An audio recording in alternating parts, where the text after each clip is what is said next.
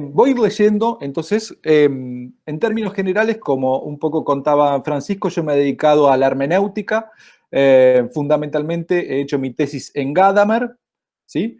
He trabajado después varios textos y obras de Ricoeur en diferentes artículos y curiosamente Ricoeur se ha vuelto más popular que Gadamer, así que en el último tiempo me he dedicado casi exclusivamente a la obra de Ricoeur, ¿no? Por esa razón, en realidad, este trabajo sobre el tema del texto tiene apoyo en los dos autores, o sea, en Gadamer y en Ricoeur. ¿Qué es lo interesante del problema que vamos a tratar hoy? Que sería resumidamente el problema del tocar, ¿no? Del sentido del tocar, del tacto, que aparece en las dos filosofías, en la filosofía de Gadamer y en la filosofía de Ricoeur, ¿no? Lo cual ya muestra algo que es curioso, que es el vínculo, podríamos decir, más general de la hermenéutica con el tacto, ¿sí? ¿Por qué es interesante? Porque la hermenéutica siempre se ha vinculado al oído, ¿no? Así como la fenomenología tiene una tradición vinculada al ver, en general la hermenéutica, saben, la filosofía del oír, la importancia de oír el texto, de oír el diálogo, etcétera, siempre está vinculado al sentido de la escucha, ¿no? Incluso Gadamer tiene un texto tardío que se llama La filosofía del oír, o sea, la hermenéutica como filosofía del oír, ¿no? Entonces, la figura del tacto parece rara, como, digamos, sentido que no es ni la visión ni el oído, ¿no? Pero aparece constantemente con breves sugerencias, como vamos a ver hoy en la obra de Ricoeur, y lo que voy a intentar mostrar es el vínculo que tanto Gadamer, yo Gadamer no lo voy a trabajar hoy, pero que en Gadamer y en Ricoeur hay entre la dimensión perceptiva del tacto, o sea, el tacto como un sentido de percepción, y el tacto como virtud moral, o sea, tener tacto. No sé si, cómo se dice en portugués, pero una persona que sabe tratar con los hombres, ¿vieron? Alguien que tiene tacto, que es una persona delicada. Bueno, eso está, voy a tratar de mostrar hoy, como en el corazón de la ética del cuidado de Ricoeur. Cuando Ricoeur habla del cuidado del otro, ¿vieron? En sí mismo como otro, bueno, todo ese trabajo de cuidado presupone un doble juego entre el sentido del tacto y el tacto moral. ¿Se entiende? Ese, para plantearles más o menos general como el objetivo del trabajo. Voy a empezar a leer digamos, cualquier cosa, ustedes me interrumpen y demás, pero para que sea más clara la exposición sobre esta base, ¿no? El título lo titulé justamente Tacto y hermenéutica, el entramado táctil de la ética de Ricoeur. La idea de entramado, como se dan cuenta, supone la de trama, supone la de textura, supone la de texto, todos conceptos centrales en la filosofía de Ricoeur vinculados a lo táctil, ¿no? Comienzo a leer. La conjunción entre tacto y hermenéutica, en el título de este trabajo, es problemática. La noción de tacto no forma parte de los conceptos fundamentales de la koiné del siglo XX, como se ha llamado la hermenéutica, ni siquiera es una entrada secundaria en sus principales diccionarios. El subtítulo de este trabajo, el entramado táctil de la ética de Ricoeur, redobla la dificultad al proponerlo como textura de la Petite Éthique de Paul Ricoeur. Entre los padres de la hermenéutica contemporánea, Hans-Georg Gadamer ha hecho algún desarrollo marginal sobre el tacto, en concreto sobre una sensibilidad y tacto artísticos, como lo llama Gadamer, en perspectiva de su rehabilitación de la tradición humanista y con el objetivo de aportar algo de claridad al complejo de inferioridad metodológica que afecta a las ciencias del espíritu. Aquí tienen a Gadamer en Verdad y Método, sobre todo, ¿no? Cuando habla del tacto artístico. Por el contrario, en Ricoeur, los desarrollos y menciones al tacto son casi inexistentes a lo largo de su extensa obra. Son muy pocos, pero claves. Esa va a ser la teoría del trabajo. En el pequeño margen que deja el casi, anida la posibilidad de esta tarea, de este trabajo que asumimos hoy. Si bien las referencias son pocas y están diseminadas, varias coinciden en su obra de madurez, sí mismo como otro. En ella, la primera mención al tacto aparece en el inicio del estudio 9. Tienen ustedes en mente los 10 estudios que constituyen sí mismo como otro. El tacto recién aparece en el estudio 9. Ahora voy a la cita. A modo de introducción a la síntesis conclusiva de la larga vía mediadora por las herencias que concretan su relectura crítica de la ética aristotélica, kantiana y hegeliana, Ricard sostiene, aquí en este estudio 9, que por un lado son los propios conflictos suscitados por el rigor del formalismo moral los que confieren al juicio moral en situación, recibido de Aristóteles, su verdadera importancia. Por otro, sin la travesía por los conflictos que agitan una práctica guiada por los principios universales de la moralidad, recibidos de Kant, la otra gran herencia de Ricard, sucumbiríamos a las seducciones de un situacionismo moral que nos entregaría indefensos a la arbitrariedad. De modo tal que, y lo cito a Ricard, allí en sí mismo como otro en el estudio 9, dice lo siguiente: no hay camino más corto que este, se está refiriendo a la travesía por los conflictos, vieron, toda esa es la larga vía, digamos, de la filosofía rickeriana, dice, no hay camino más corto que este, la travesía por los conflictos, y dice lo siguiente: para llegar a ese tacto, atteindre à cet acte, gracias al cual el juicio moral en situación y la convicción que lo anima son dignos del título de sabiduría práctica. Hasta ahí la cita de Ricard. O sea que de alguna manera hay un tacto que se adquiere a través de una larga travesía por conflictos. La segunda referencia al tacto se encuentra luego, ¿se acuerdan? Del interludio lo trágico en la acción. Eso aparece, ni bien comienza el estudio 9, está esta cita del tacto, después comienza el interludio trágico en la acción con Antígona y después continúa el estudio 9. ¿Se acuerdan que la ética está ubicada del estudio séptimo al estudio noveno? Al final entonces del estudio noveno, o sea, al final de su ética, hace esta referencia. Y ahora hace la segunda referencia al tacto. La tragedia de Antígona sirve de ejemplo, aquí en este interludio trágico de la acción, para la irrupción del mal y del sufrimiento y reconduce el formalismo moral al centro de la ética. La frónesis ante situaciones dolorosas, es decir, ante el conflicto trágico suscitado por un dolor singular, prepara la segunda mención.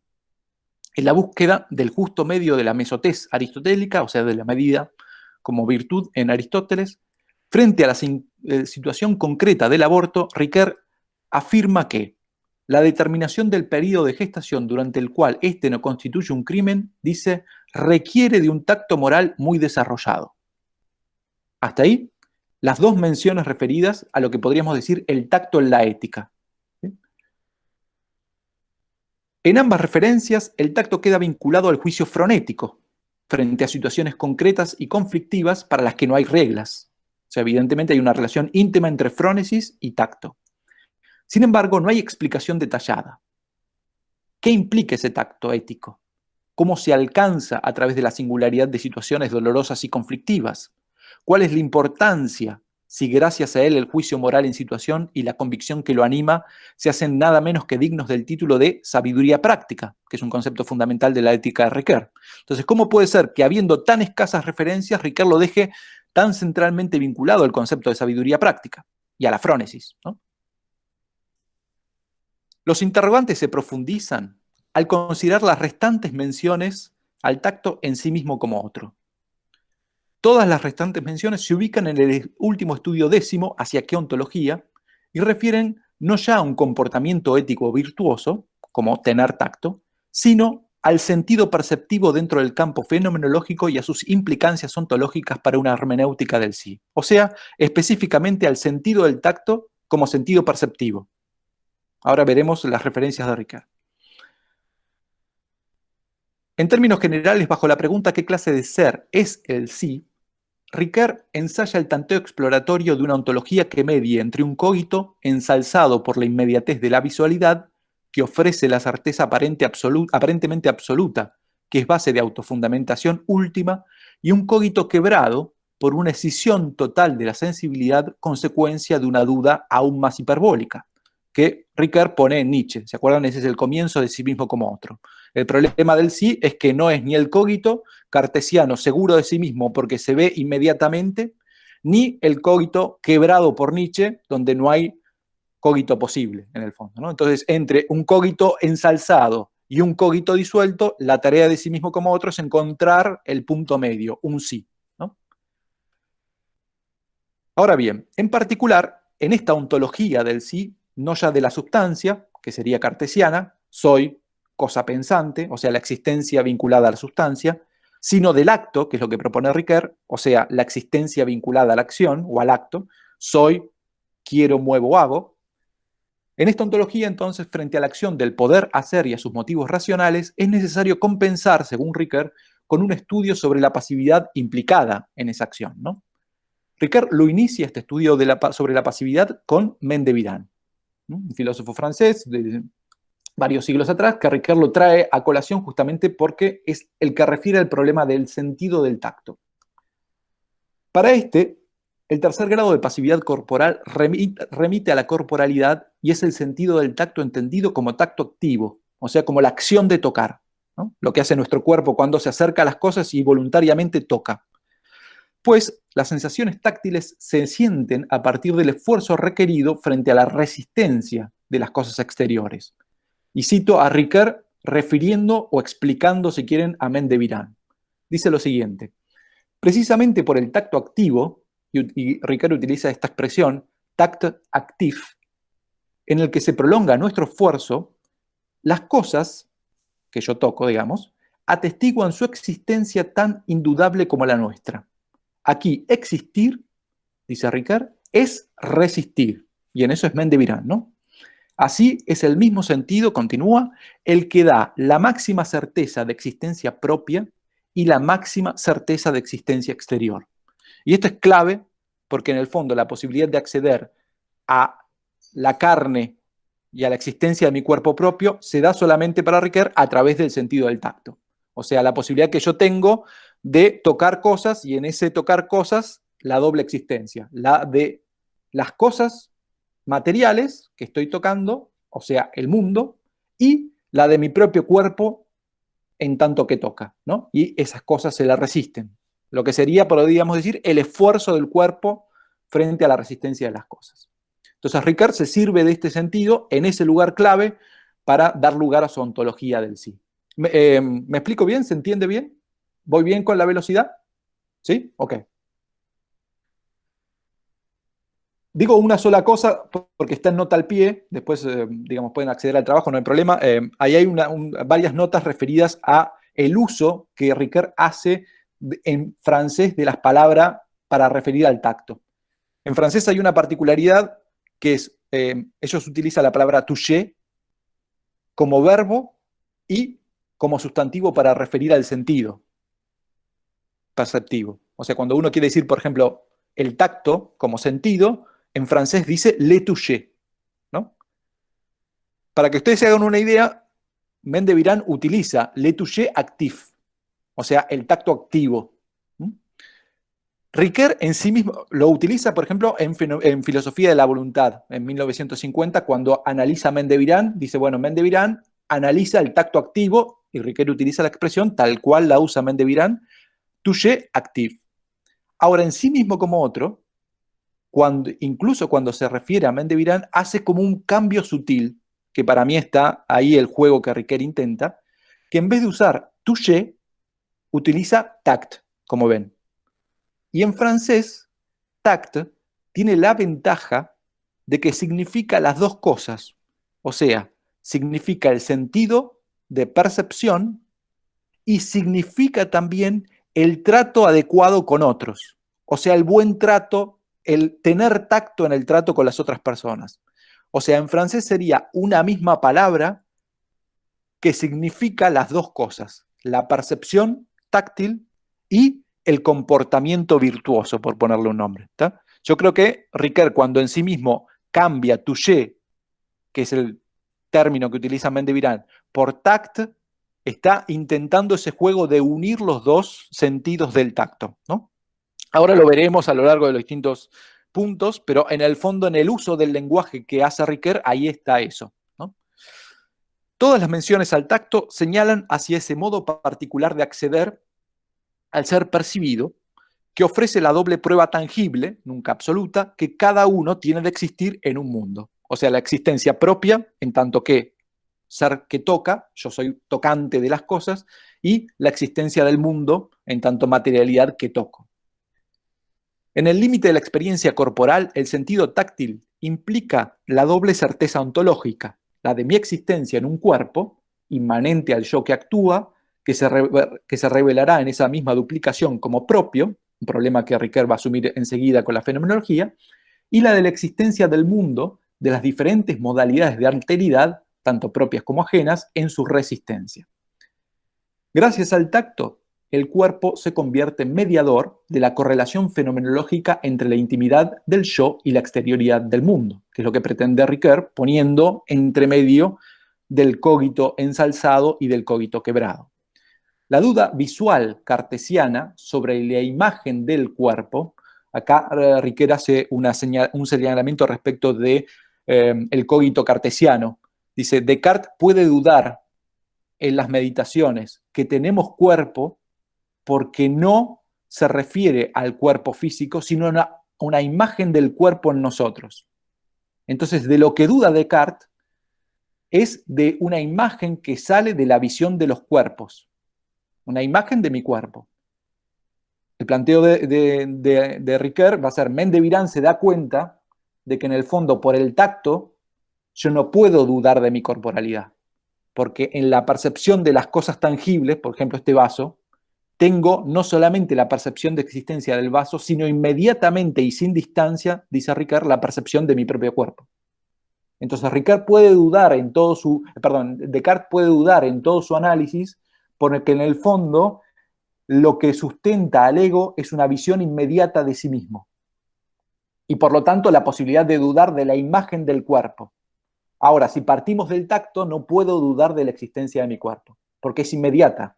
En tanto agarro cosas, las cosas existen y mi cuerpo existe agarrándolas. ¿Se entiende?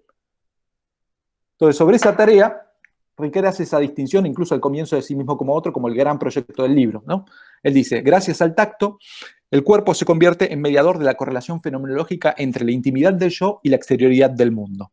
La duda visual cartesiana sobre la imagen del cuerpo que postula el cogito en su inmediatez, ego sin anclaje, que es todo alma, dice al comienzo de Sí mismo como otro Ricoeur, oftalmita, que no es nadie, o sea, justamente oftalmítero es un ser mítico que utiliza Herder para referir a un ser de 1000 ojos que no tiene cuerpo, ¿no? Que no puede tocar, que solamente ve. Dice, bueno, un oftalmita no podría saber que tiene cuerpo propio. Ricoeur dice, es un ser que no es nadie. ¿Vieron la pregunta del quién? La pregunta por la identidad, que es central en sí mismo como otro, a partir del sí. Bueno, la posibilidad de la pregunta del quién a partir de la visión no sería factible, sino solamente a través de la percepción táctil. Por eso, es desplazada esta duda visual cartesiana por la certeza táctil viraniana de Mendevirán sobre el cuerpo, que atesta la pasividad correlativa de la actividad del sí, pretensión que tiene en el estudio décimo, en su mediación dialéctica. ¿Sí? Las distintas mediaciones, saben, la ipseidad y la mismidad, la ipseidad y la alteridad, a lo largo de toda la obra de Ricoeur. Esta certeza táctil es la certeza del anclaje corporal, gracias al cual la pregunta ¿qué? Se convierte en quién.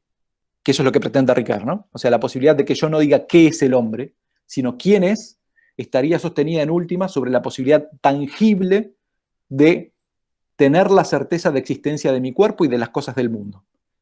En ese sentido, casi les diría, habría una primacía más táctil que visual.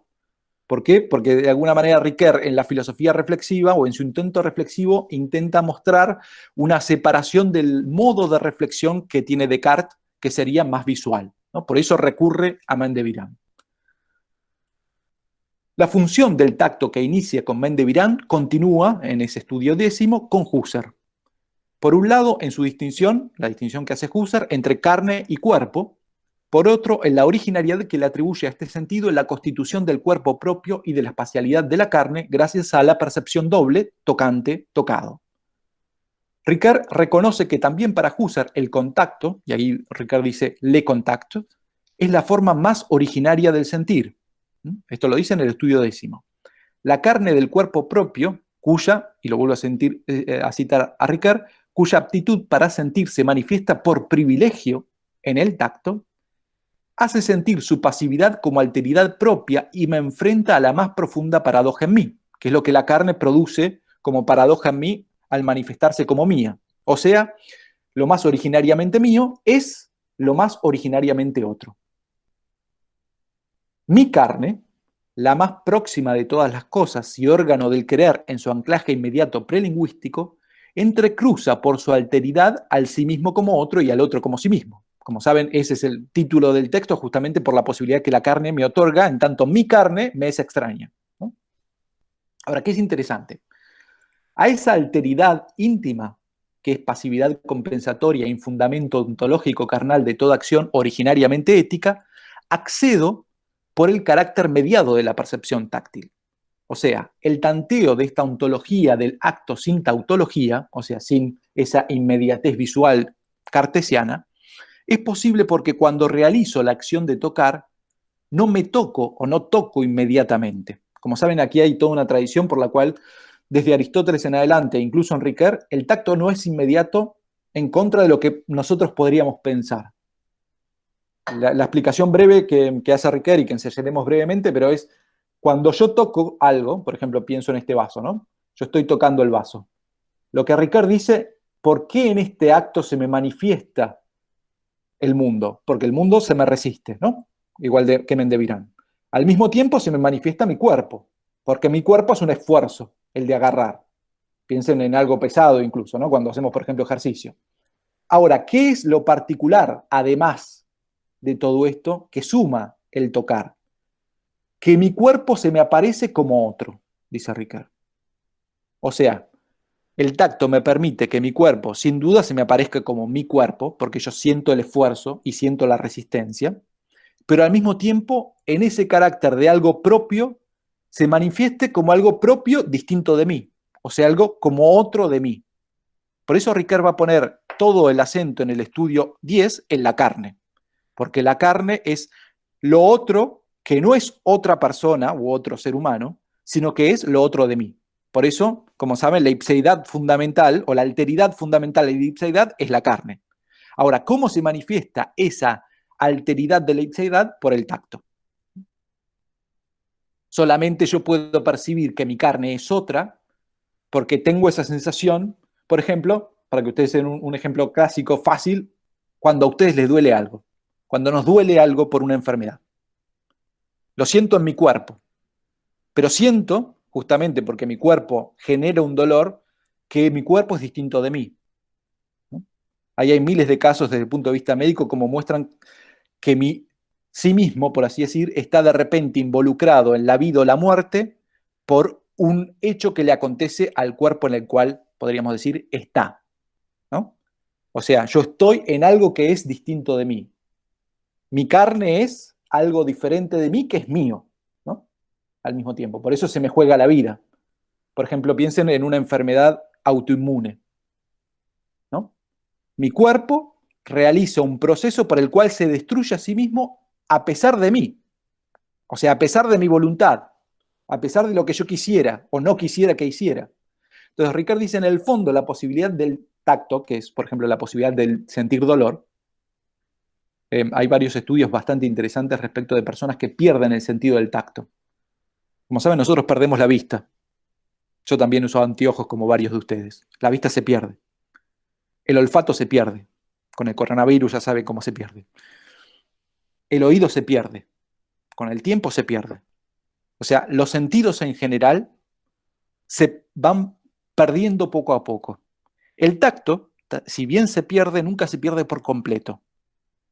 Porque si se perdiera por completo, cosa que hay algunos estudios médicos muy interesantes, muestran la dificultad que implicaría no sentirme. Desde el riesgo de quemarme, por ejemplo, mi carne y no sentir dolor, por ejemplo, ¿no? Obviamente. La dificultad para hablar. Los que pierden la capacidad táctil, hay algunas enfermedades que comen, digamos, los canales conductores de las percepciones táctiles en las distintas partes del cuerpo, y el primer problema que se presenta es que uno no solamente no puede mover su cuerpo, porque para moverlo tiene que sentirlo, sino que al mismo tiempo no puede, por ejemplo, hablar. Porque hablar supone la capacidad de pronunciar tangiblemente, hacer movimientos tangibles con el aparato fonador. Entonces, perder el tacto es perder el cuerpo propio, desde el punto de vista biológico o desde el punto de vista fenomenológico, como lo va a mostrar acá, Ricard. Entonces, por eso es tan fundamental para el estudio décimo, a pesar de que lo nombre tan poco como sentido, por lo menos, ¿no? O sea, lo tome de la tradición de Mendevirán y de Husserl. Sigo entonces con la lectura. El tanteo de esta ontología del acto, sin tautología, es posible porque cuando realizo la acción de tocar, no me toco inmediatamente, ¿no? Sino que toco mediando lo otro de mí. Ahora creo que se entiende igual. O sea, no hay un tacto inmediato, sino que mi tacto se da a través de eso otro de mí, que es mi carne o mi cuerpo. El fondo pasivo de mi alteridad, como lo llama Ricoeur, que es la carne de mi cuerpo como medio del tacto, permitiendo así cualquier otra relación de cercanía o lejanía. A partir de las herencias virañanas y husserlianas, las implicancias ontológicas del tacto como sentido perceptivo parece confluir en Ricoeur como base perceptiva de su concepto central de atestación de sí. Como saben, la atestación aparece, según Ricoeur, como hilo conductor de todos los estudios de su obra, desde el prólogo hasta el estudio décimo. ¿Cuál es la relación entre atestación y tacto? Bien compleja.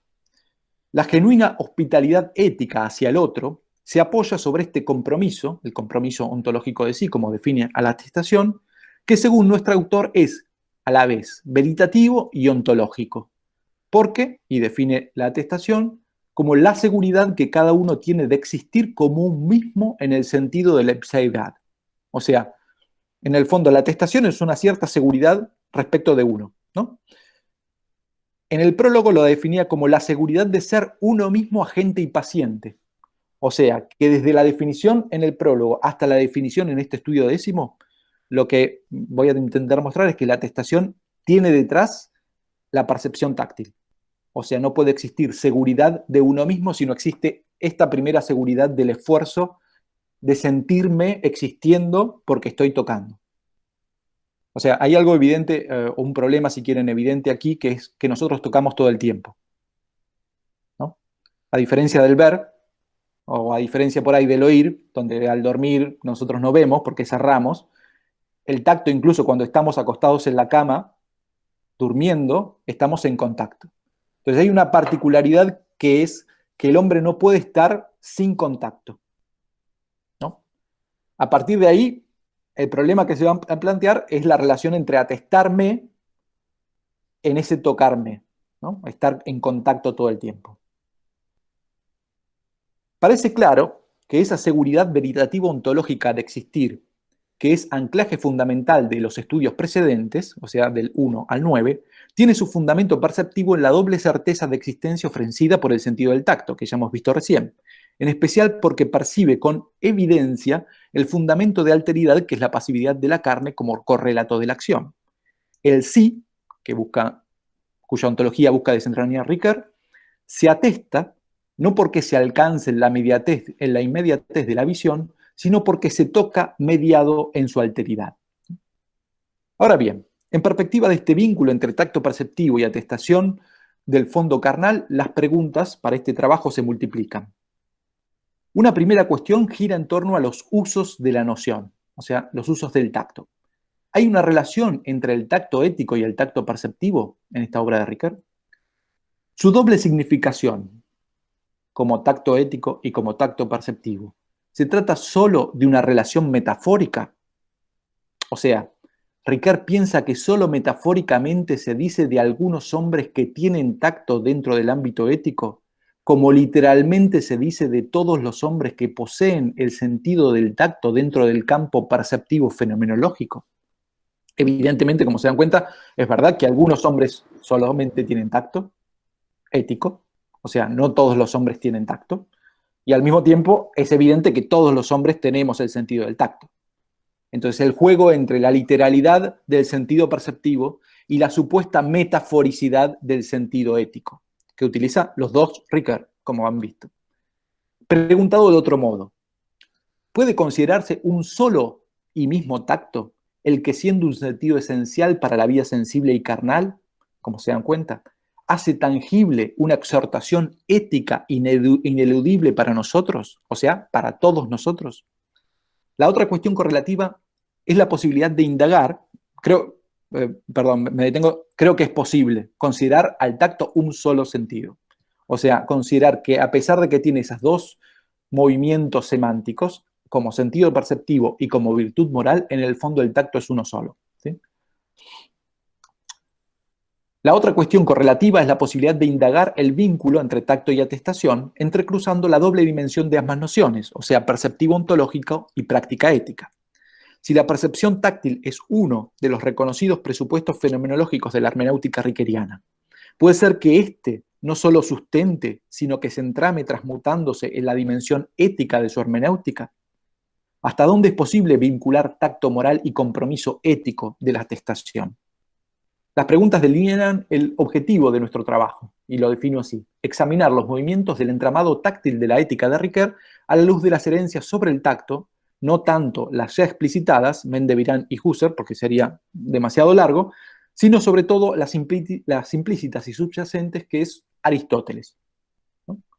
Voy a trabajar una herencia que estaría, a mi juicio, operando en Ricoeur, que es la herencia del tacto de Aristóteles, que no es solamente el tacto como sentido, sino también el tacto como virtud, que ya aparece también en la ética, y veremos cómo, digamos, por lo menos a mi juicio, aparece esto en Ricoeur.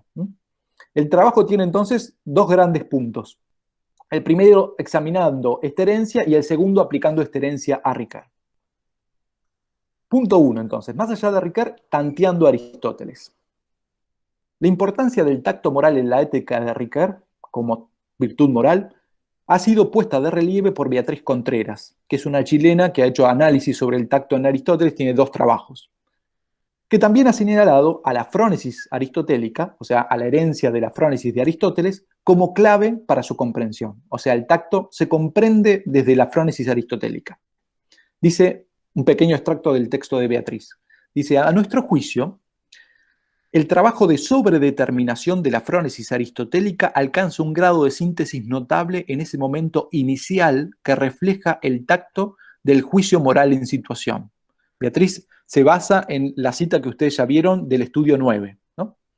La interpretación crítica de la frónesis aristotélica recupera una frónesis no ingenua. Eso sería la frónesis propia de Ricoeur.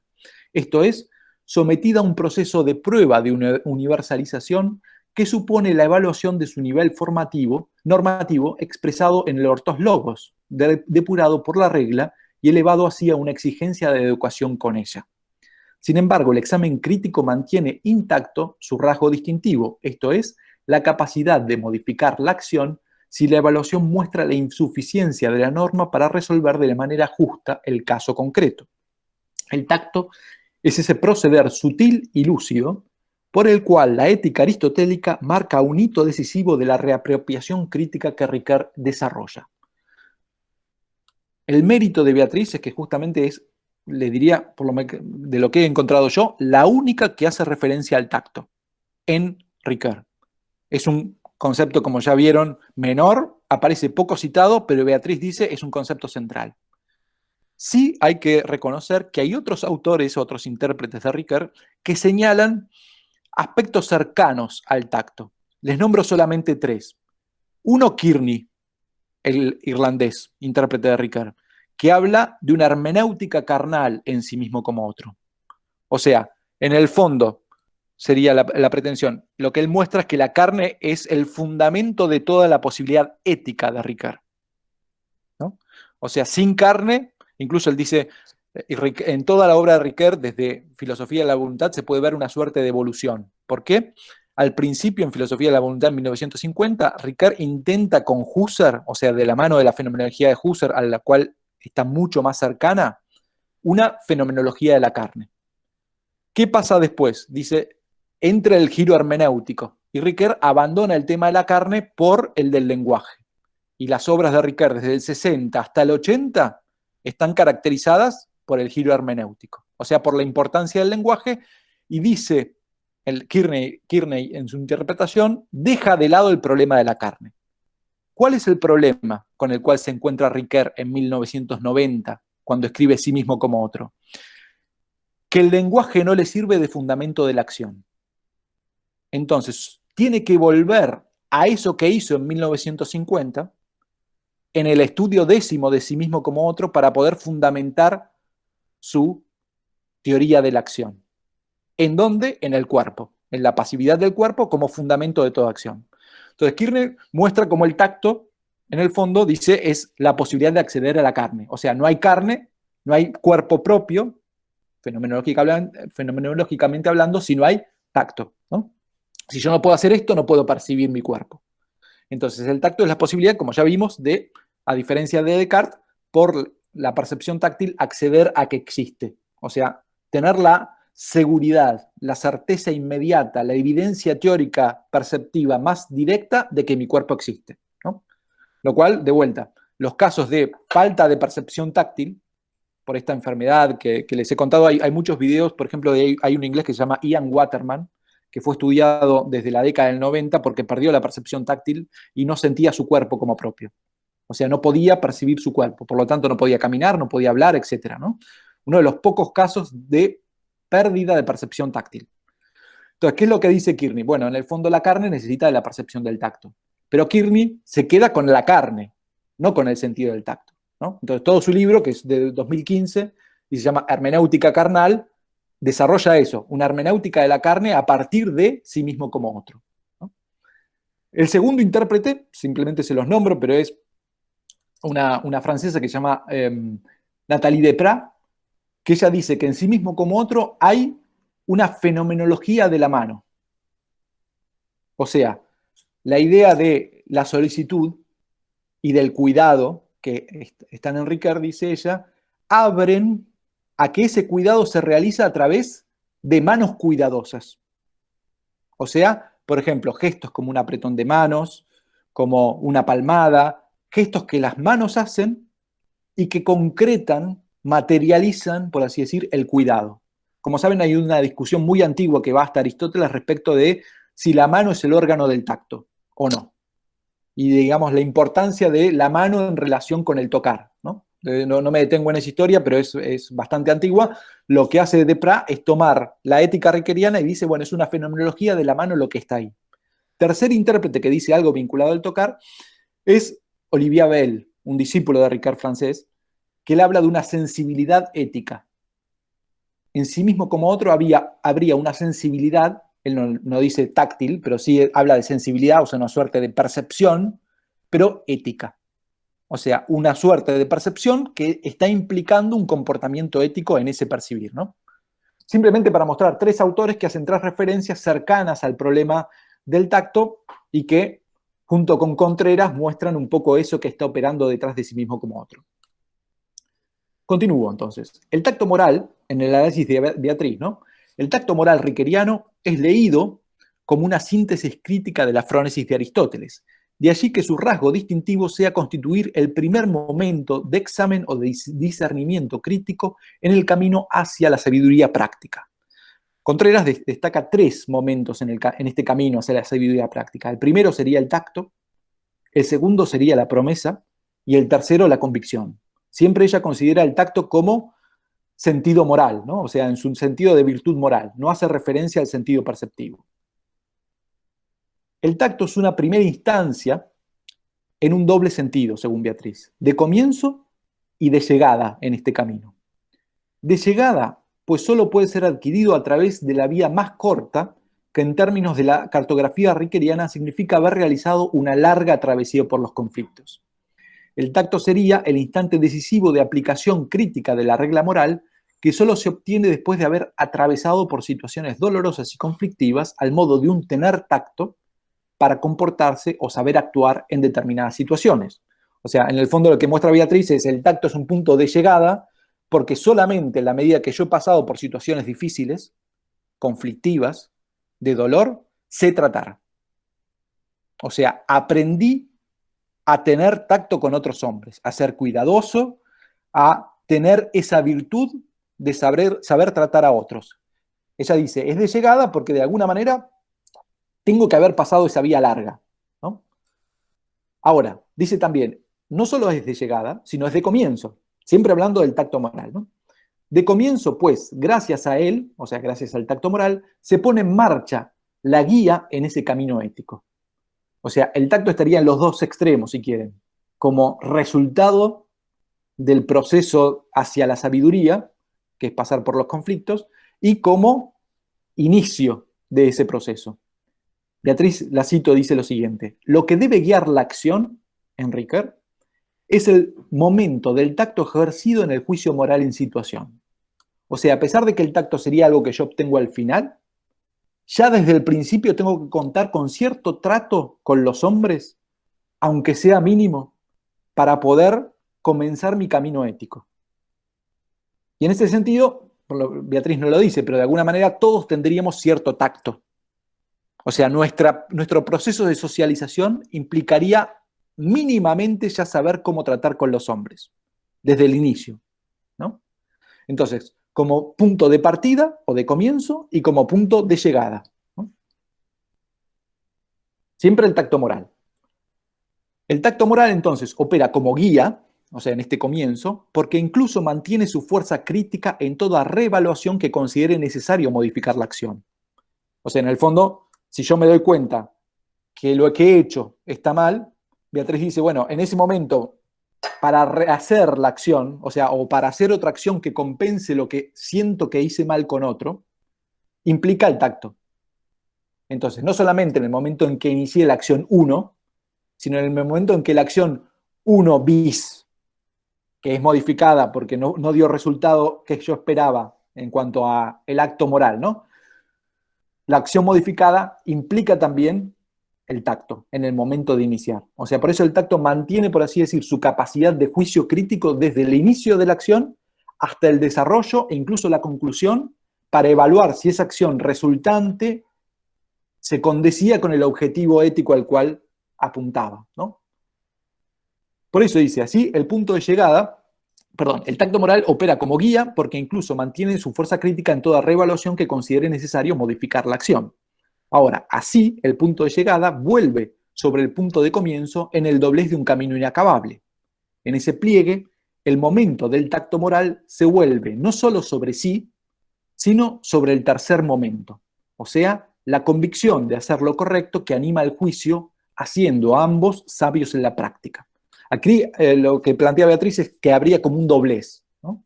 El tacto no solamente se une como punto de llegada, como nuevo punto de comienzo, sino que además, en tanto momento 1 de ese camino se une con el momento 3, que es la convicción. Porque justamente, recuerden, es gracias al tacto que la convicción se hace digna del título de sabiduría práctica. Esa es la cita de Ricard, ¿no? O sea, gracias al tacto, a causa del tacto, la convicción es sabia en la práctica. Se plantea entonces la cuestión del doblez sobre el entrecruzamiento del momento ético y de su correlato perceptivo. Si el tacto como sentido funda la evidencia ontológica de la atestación fiable de sí, la cual da fuerza de certeza a la convicción de estar haciendo lo correcto, en esa certeza, el ofrecimiento de fuerza crítica del tacto moral no se corresponde con el de certeza ontológica del tacto perceptivo. ¿Puede adquirirse un tacto moral que guíe la acción sin tacto perceptivo que ofrezca la certeza ontológica de la carne que media en todas nuestras evaluaciones? ¿Y qué sucede con el sentido del tacto como punto de llegada? En la travesía por los conflictos de la moralidad se agudiza la sensibilidad no solo ética, sino táctil. A las dos dimensiones de estos pliegues subyace la operatividad de otra herencia, aristotélica, ya no exclusivamente ética, sino ético-perceptiva, que Contreras no examina, pero que, creo, echa luz sobre el laberinto del entramado rickeriano. Y aquí es la herencia del tacto aristotélico. Beatriz lo que muestra es que la frónesis de Aristóteles es la herencia fundamental para entender el tacto moral en Ricard. Lo que intentaré mostrar es cómo Aristóteles también entrelaza el sentido del tacto y el tacto moral. O si quieren, la dimensión perceptiva y la dimensión ética. Y esto para mí pasa a Ricard en este juego que hace en sí mismo como otro en los dos sentidos de la palabra tacto, como virtud moral y como sentido perceptivo. O sea, entre el estudio 9 o el estudio 7 a 9 de su ética y el estudio 10 de su ontología, ¿no? En líneas generales, Ricard asume esta herencia marginalmente, o sea, esta herencia del tacto aristotélico, a mi juicio, la asume marginalmente al inicio del estudio séptimo, cuando empieza su ética, como cercanía entre frónesis y aithesis, o sea, entre prudencia y estética, ¿no? En el sentido de percepción, al ofrecer su interpretación sobre la conflictividad entre los libros 3 y 6 de la Ética Nicómaco. El último libro, o sea, el libro 6, propondría que es posible la deliberación sobre los fines, mientras que, según el primero, o sea, el 3, solo sería posible sobre los medios. Esto Ricard lo analiza al comienzo de su problema ético. Después profundizaremos, pero para que vean la asunción de este tema, ¿no? Frente a la inconsistencia, Ricard considera que existe, por el contrario, una cohesión estrecha entre esos dos libros, basada en que ambos se apoyan en la íntima relación entre la virtud de la frónesis y la vida concreta del fronismos. Recuerdan, lo que dice Ricard es que en el fondo no hay contradicción, porque lo que no se tuvo en cuenta los distintos intérpretes de Aristóteles es que la vida de quien ya tiene frónesis es la única vida que permite entender qué es la frónesis. O sea, Aristóteles dice, el problema es que yo no puedo entender qué es la frónesis si no entiendo la vida concreta de una palabra, de una persona que tiene frónesis, ¿no? Entonces hay una suerte de inseparabilidad entre vida y virtud, que hace imposible definir a la frónesis en Aristóteles. Y esto lo muestra Ricard al inicio de su propio estudio. Tal inseparabilidad se apoya en la analogía que el propio Aristóteles propone entre frónesis y aisesis, o sea, entre frónesis y percepción o entre frónesis y estética. En tanto ambas, dice Aristóteles y lo sigue Ricard, tienen por objeto lo más particular. O sea, la prudencia tiene lo más particular por objeto porque se ocupa de las situaciones singulares, la estética o la percepción tiene por objeto lo particular porque percibe cosas particulares. Entonces, dice Aristóteles, y Ricard lo toma aquí al principio, frónesis y aistesis, o frónesis y percepción, están íntimamente unidas. ¿Y eso dónde se ve? En la relación entre frónesis y la vida concreta del fronismos, o sea, de quien tiene frónesis. La frónesis se ocupa de lo particular, que es de lo que hay percepción sensible, no ciencia. Este vínculo que examinaremos en detalle más adelante ya supone, a mi juicio, tres relaciones fundamentales con la herencia del tacto aristotélico, donde se entrelazan sus significaciones perceptiva y ética. ¿Dónde en Aristóteles aparece? Lo voy a recorrer a través de 3 puntos. Primero, en la doble relación del sentido perceptivo del tacto, que en griego las palabras son jafé o haptón, de donde viene, como saben, lo áptico, o los estudios ápticos actuales, vienen de la palabra griega haptó o haptomai, que es tocar, ¿no? Entonces, Aristóteles llama al sentido perceptivo, que nosotros llamamos perceptivo táctil, con la palabra jafé o haptón. Ahora, primero, entonces, la doble relación del sentido del tacto, fundamento de la aisesis, como veremos, con la moralidad. El segundo punto, la relación que en Aristóteles se establece entre el sentido del tacto, jafé, y el tacto moral, ligado a la frónesis. Aristóteles utiliza la palabra epideixios, que es como ser diestro en el trato con los otros. Y tercero, la relación entre frónesis y deinóteta, que eso también aparece en Aristóteles, que es, deinóteta significa destreza, ¿no? De alguna manera, diestro es quien tiene la capacidad con la mano de hacer algo en concreto. Bueno, Aristóteles dice, no pueden ser prudentes los que no son diestros. Y esa es una relación que veremos ahora. Entonces, recorro los 3 puntos. El tacto como sentido perceptivo, jafé, aparece en Aristóteles vinculado a la moralidad con una doble valencia. En el libro tercero de su Ética, por percibir los placeres por sí mismo, no por accidente como los demás sentidos, el tacto es causa del deseo, orexis, y de la intemperancia moral, acolasía, ¿no? Según Aristóteles, y por lo mismo, el tacto es causa de dirigir a la moderación en modelo de virtud que aplica el principio ético de la mesotés.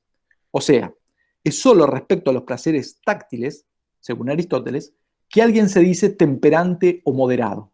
Y aquí una breve aclaración. Aristóteles dice, por ejemplo, respecto a los placeres de la vista, ver algo lindo, agradable, un lindo paisaje, Aristóteles dice, nadie es inmoral respecto de eso. Escuchar algo agradable, placentero, una música, dice, nadie es inmoral respecto de eso. ¿Cuál es la causa, si quieren, de la inmoralidad o de la intemperancia moral, del desear más placer? El tacto. O sea, el tacto es el que me da el placer que causa, dice Aristóteles, a diferencia de los otros sentidos, la intemperancia moral. Por eso es objeto de temperancia moral. Tiene que ser objeto de moderación, ¿no? Aquí es fundamental, porque toda la ética aristotélica está sostenida sobre este acceso fundamental al placer táctil. Por eso él dice acerca del alma que el tacto permite percibir por sí mismo los placeres. En realidad, el oído, la vista, el gusto, los perciben pero por accidente. ¿Vieron aquellas distinciones de por accidente o por sí mismo que hace Aristóteles muchas veces? Bueno, por accidente sería como a través del tacto, en el fondo, no por sí mismos. Solo el tacto percibe dos cosas, el placer y el dolor por sí mismo. ¿Por qué? Porque son los dos, es el sentido que me vincula con los dos sentimientos carnales más profundos. El dolor y el placer, ¿no? Por eso, sin tacto, como saben, si uno pierde el tacto, como estos casos médicos que les comento, no hay ni placer ni dolor.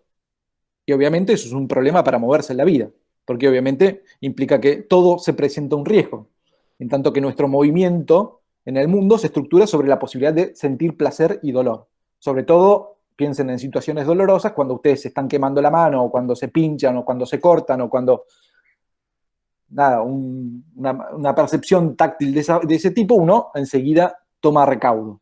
Bueno, en el fondo Aristóteles dice, porque el tacto me permite percibir el placer y el dolor, él dice, sobre todo el placer, es causa de intemperancia moral, ¿no? Por eso él lo llama incluso los placeres de Afrodita. Los placeres táctiles son los placeres de Afrodita. Por eso, es solo respecto a los placeres táctiles que alguien se dice temperante o moderado. Esta valoración se completa en la otra obra de Aristóteles acerca del alma, donde el tacto, como sentido, jafé, es como el sentido que es, incluso lo llama más corporal, y aquí utiliza varios superlativos. ¿Se acuerdan del superlativo en griego?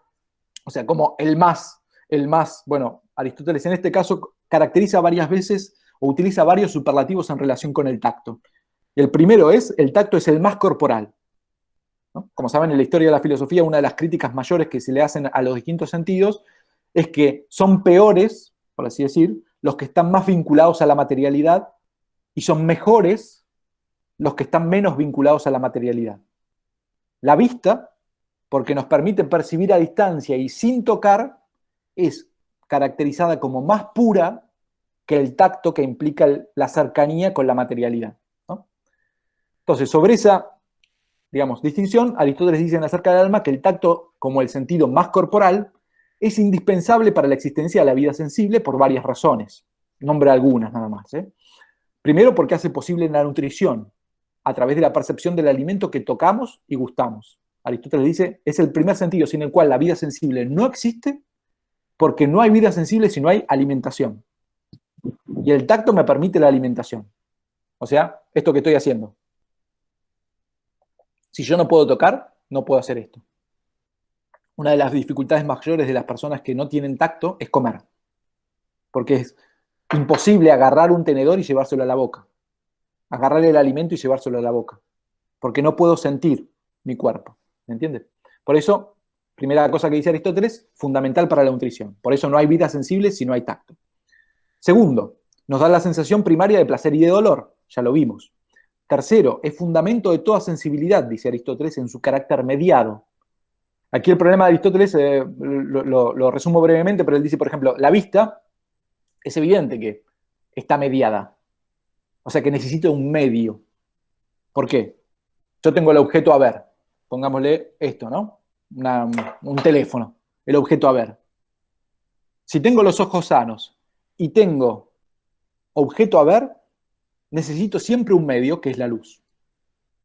Sin luz no hay visión. Pasa lo mismo con el oído. Hay un sonido. Tengo el oído sano, pero no hay aire, por lo tanto no hay transmisión del sonido. Entonces necesito un medio, que es el aire. Y así con todos los sentidos, dice, salvo el tacto, donde parece inmediato, porque parece que no necesito ningún medio para agarrar esto, pero Aristóteles dice, es medio, es mediado, porque el medio es mi carne. Y aquí se sirve a Ricard de eso, después lo veremos en sí mismo como otro, porque en el fondo mi carne no soy yo, sino que es mi medio de contacto táctil con el mundo. O sea, el medio en el cual es posible el sentido del tacto. Por eso Aristóteles incluso dice que el tacto es un sentido interno, no es un sentido digamos, que está en el cuerpo, sino que está dentro del cuerpo, ¿no? Pero sobre esa base de que el tacto incluso es mediado, entonces toda la sensibilidad dice es mediada. La única diferencia que Aristóteles dice, nos parece en el tacto que es inmediato, porque en realidad el medio es nuestro. o sea, el medio es propio. El medio, que es nuestra carne, es propio. Entonces creemos que es inmediato, pero no. Dice, el ejemplo que más lo explica es el del escudo y el guerrero. Cuando alguien le pega a un guerrero en un escudo, el guerrero lo siente, ¿no? Piensen en alguien que le pega, uno está así con un escudo y le pegan. Bueno, la sensación, dice Aristóteles, es que recibió el golpe, o sea, siente el golpe el guerrero, pero en realidad el que recibió el golpe es el medio, que es el escudo.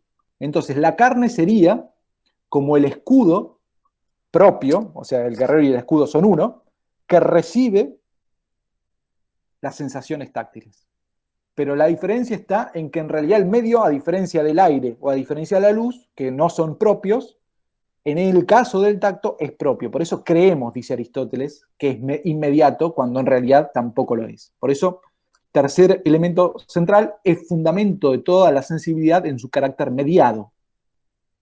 O sea, toda sensibilidad tiene un medio.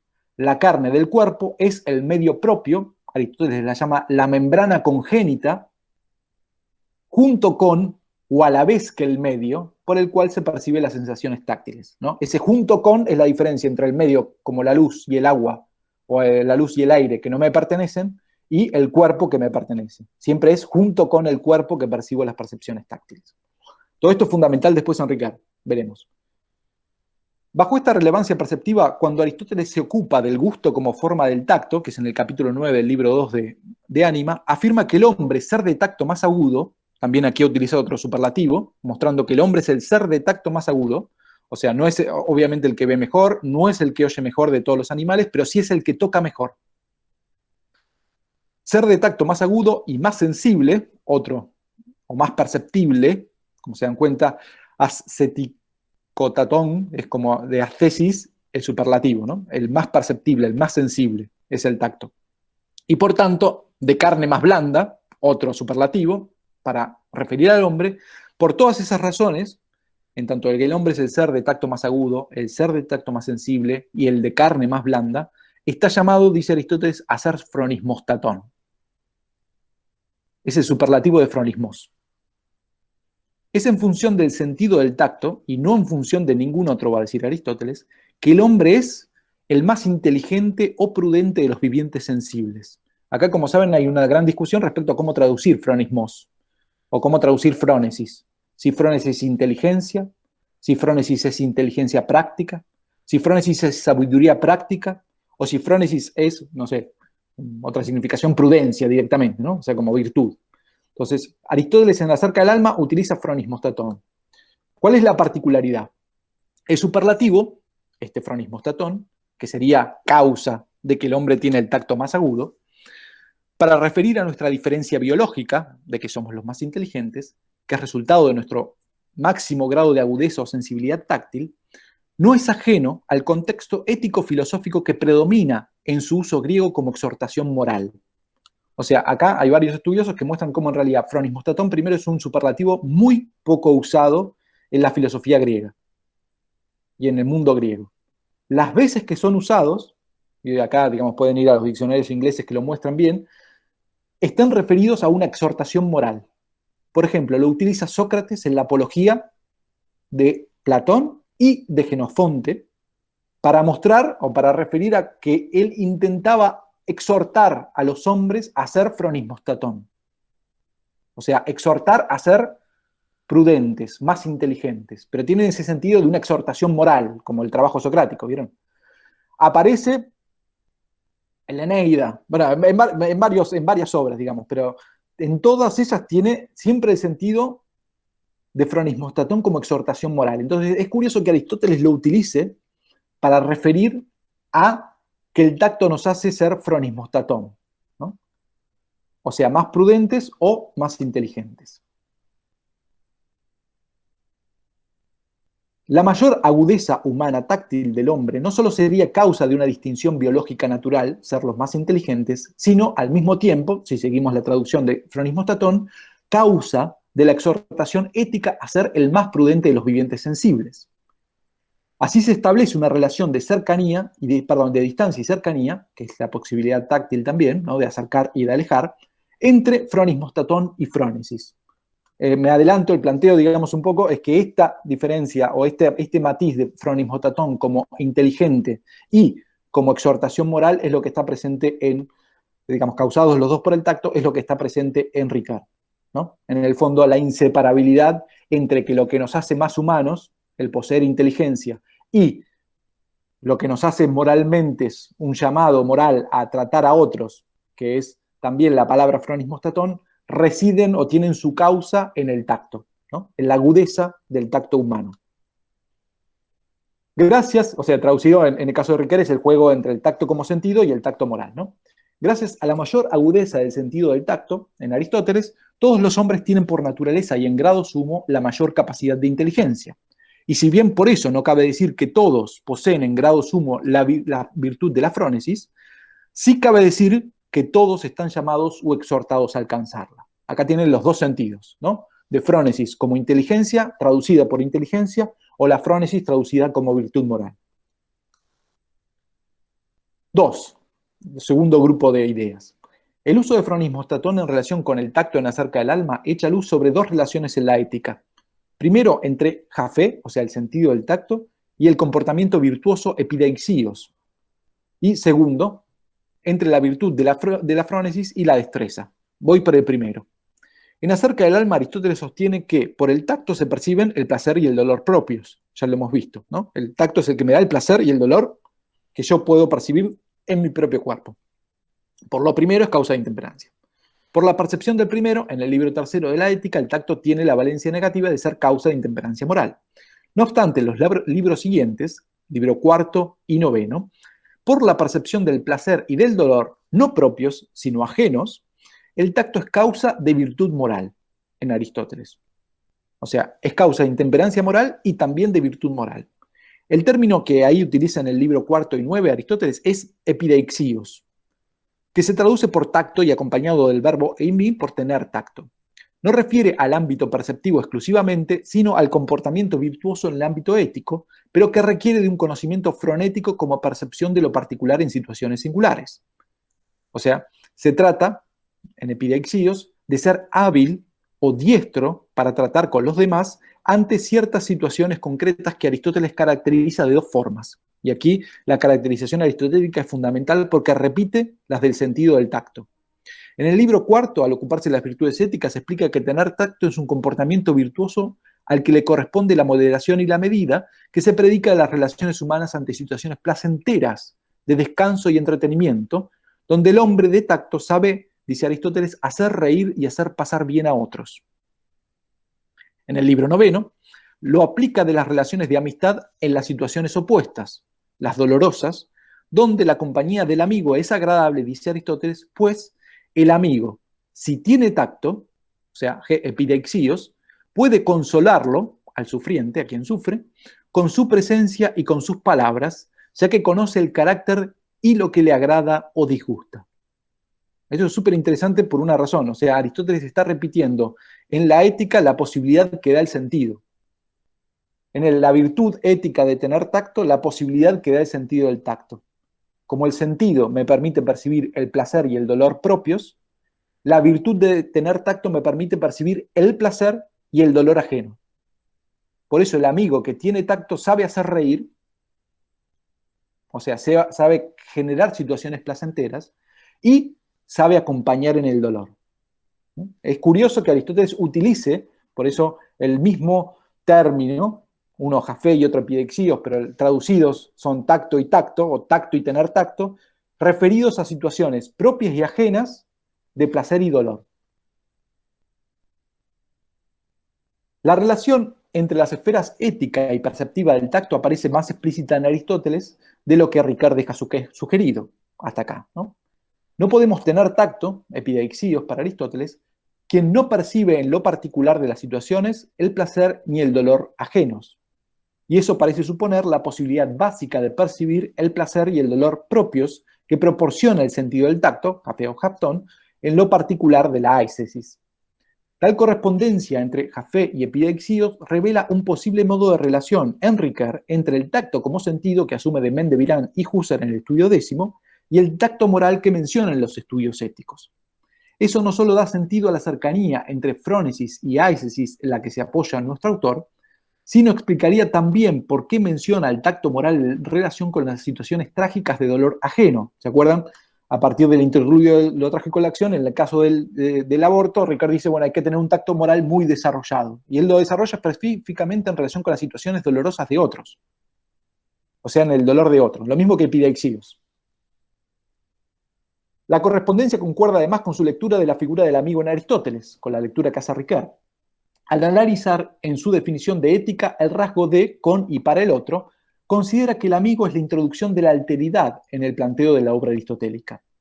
En relación al tacto como sentido y como virtud, el amigo es la posibilidad de pasar del ámbito de lo propio, donde el sentido es indispensable para la mantención de la propia vida sensible porque me permite percibir mi placer y mi dolor, al ámbito de la alteridad del otro, y también propia, porque su placer y su dolor es percibido, y solo porque me toca en mi carne, porque el dolor del otro me duele, exhorta a mi virtud de tener tacto porque soy su amigo, lo cual no permite la mantención de la vida social.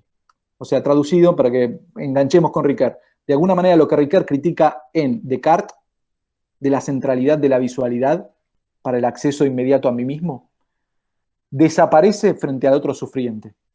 Porque cuando yo veo una escena dolorosa, piensen en esto, el dolor de otro, veo a otro llorar, veo a otro que le duele, situación, digamos, dolorosa donde esté pasando lo que sea, pero eso no me toca, y ese, por lo menos en castellano es la expresión que usamos, cuando uno ve a otro que le duele. Si para mí es solamente un espectáculo que no me toca, entonces en mí de alguna manera no hay ningún trato humano para con el otro posible, porque no me toca. Solamente el otro que está sufriendo con su dolor, cuando yo lo percibo y dejo que me toque, es ahí cuando hay posibilidad de trato humano. Mientras hay solo visión y no hay tocar, por así decir, no hay posibilidad de ética, que es lo que de alguna manera Ricard deja sugerido con su crítica a la visualidad cartesiana, ¿se entiende? Pero está todo esto como detrás, no lo desarrolla nunca, ¿no? Como saben, el tacto es casi inexistente en su obra. No inexistente, pero como demuestra Contreras es fundamental, pero de alguna manera todo sugerido. Tercer idea aristotélica que podría estar operando en Ricard. Bajo estas cercanías entre los libros cuarto y noveno aparece la noción aristotélica de frónesis, objeto fundamental de la reasunción crítica de Ricard en su noción de sabiduría práctica y también de tacto moral según la lectura de Contreras, no olvidemos. La relación entre epideixios, o sea, el tacto moral o el tener tacto, y frónesis es manifiesta en tanto la primera conlleva la idea de juicio prudente en situación. Si seguimos a Aristóteles es evidente. O sea, tiene tacto, para Aristóteles, aquel que percibe y se comporta como si él mismo fuera su ley, y sabe qué hacer en situaciones particulares de placer y de dolor porque conoce el carácter y lo que le agrada o disgusta al otro, como definía Epideixios. Esta descripción vincula epideixios y frónesis en la vida concreta y singular del hombre de tacto y permite comprender mejor el vínculo entre frónesis y deinóteta, al cual voy a entrar ahora. Al examinar la virtud de la frónesis en el libro sexto, Aristóteles no menciona al tacto ni como sentido ni como virtud, pero señala la implicación y compromiso del fronismos con la singularidad de cada situación a través de la necesidad que la frónesis tiene de la destreza para poder concretarse en la práctica, por lo cual, si bien ambas no son idénticas, sí son semejantes. Poseer, Aristóteles da el siguiente ejemplo, poseer la ciencia médica o gimnástica no nos hace capaces de practicarla, si somos incapaces de percibir y juzgar cómo aplicarlas a lo particular de las situaciones singulares. La virtud de la frónesis no existe sin la práctica de la deinóteta, o sea, de la destreza. Por eso, dice Aristóteles, de los prudentes decimos que son diestros. Segundo punto, y ya final. ¿Vamos bien? ¿Sí? Bárbaro. A partir, entonces, punto 2, más allá de Aristóteles, tanteando a Ricard. Planteo ahí, entonces, parto de la tarea, por así decir, de llevar estas herencias aristotélicas que acercan el tacto moral al tacto perceptivo, o el tacto perceptivo como fundamento de la moralidad, a Ricard. A partir de celebraciones y cercanías sobre el tacto perceptivo y ético en Ética Nicómaco y en Acerca del Alma, considero innegable que cualquier reasunción de la frónesis aristotélica, lo que hace Ricoeur, implica la compresencia del tacto como sentido y virtud. En sí mismo como otro, tal copresencia parece subyacente a toda la obra, haciéndose explícitas las referencias al tacto moral en el cumplimiento ético de su estructura, estudios 7 a 9, y culmina en las referencias al tacto como sentido perceptivo en el fundamento fenomenológico de su fondo carnal en el estudio 10. Releamos entonces estos estudios a la luz de la nueva herencia aristotélica. Punto 2.1. La operatividad del tacto aristotélico en los estudios 7 a 9. En el inicio del estudio séptimo, en el marco de los predicados éticos y morales de la acción humana, buena y obligatoria, Ricoeur asume de Aristóteles la gran lección de que la vida buena, el vivir bien o la verdadera vida, es el fin de toda intencionalidad ética. Formula allí su definición de ética como, la más conocida, el deseo de vida buena con y para el otro en instituciones justas. Al explicar el primer momento fuerte de la definición en este estudio séptimo, o sea, la teleología de la acción ética como deseo de vida buena, es donde se ve obligado a enfrentar el problema sobre el que Aristóteles parece haber dado respuestas ambiguas, si la vida buena es un fin que puede ser objeto de deliberación o no. La cuestión surge de la paradoja que generan en la ética las respuestas discordantes entre el libro tercero, ya hemos visto, donde se trata del sentido táctil, y el libro sexto, donde se examina la frónesis. Ya hemos visto que para Ricoeur el esbozo de solución es la inseparabilidad que existe entre la frónesis y la virtud concreta del fronismos, que se apoya en la cercanía aristotélica entre frónesis y aisesis, ¿no? Ya lo hemos entrevisto. Profundizo ahora. La copresencia del tacto aristotélico en el esbozo de solución de Ricoeur aparece, por un lado, considerándolo como epideixíos, o sea, en esa íntima e inseparable relación entre frónesis y fronismos se ubica la vida concreta del hombre que tiene tacto ante situaciones particulares de placer y dolor ajenos. Así, la noción de epideixíos corresponde, me parece, al tacto ético aristotélico, riqueriano, gracias al cual es posible, tanto como punto de partida como de llegada, hacer el camino que concreta el deseo de vida buena. Por otro, considerando como sentido, aparece en la asunción del vínculo entre frónesis y aistesis. Aunque para Aristóteles se distingan y no se confundan, la relación entre la certeza práctica de la primera y la evidencia teórica de la segunda reside en que ambas tienen como límite inferior la referencia a lo más particular en la singularidad de cada situación. En un caso, ese límite inferior, lo va a decir Ricoeur mismo, son las decisiones elegibles, en el caso de la frónesis, y las cualidades perceptibles, en el caso de la aistesis, que tiene su fundamento en el sentido más básico y común a todos los vivientes, como ya vimos en Aristóteles, el tacto, por lo cual incluso Aristóteles considera sinónimos perceptible y tangible a ese punto, ¿no? El tacto es verdaderamente en Aristóteles más bien conocido que es fundamento de la sensibilidad, por lo tanto, por eso perceptible y tangible son sinónimos.